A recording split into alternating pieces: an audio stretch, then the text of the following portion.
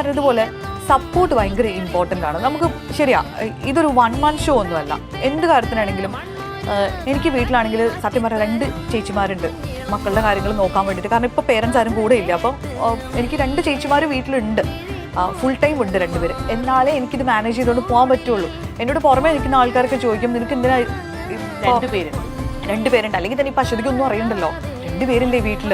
ഈ 2 പേർക്കും പേ ചെയ്യണമെന്നുണ്ടെങ്കിൽ ഞാൻ അത്രയും കൂടെ സ്ട്രഗിൾ ചെയ്യുന്നുണ്ട്. ബിക്കോസ് അത്രയും കൂടി ഒരു ബാധ്യതയുണ്ട് നമുക്ക് ഒരു മാസം കണക്ക് കൂട്ടുമ്പോൾ. പക്ഷേ എനിക്ക് ബാലൻസ് ചെയ്യണം എന്നുണ്ടെങ്കിൽ എനിക്ക് ഒരു ഷോയ്ക്കും കൂടെ സമാധാനമായിട്ട് ഇറങ്ങി പോകണം എന്നുണ്ടെങ്കിൽ അവരവിടെ വേണം. കാരണം ഒരാൾക്ക് എന്തെങ്കിലും വയ്യാന്നുണ്ടെങ്കിൽ പോലും അപ്പോൾ ഇമ്മീഡിയറ്റ് ആയിട്ട് അവിടെ അടുത്ത ആൾ എങ്കിലാണ് എനിക്ക് സമാധാനം ഉണ്ടാവുള്ളൂ.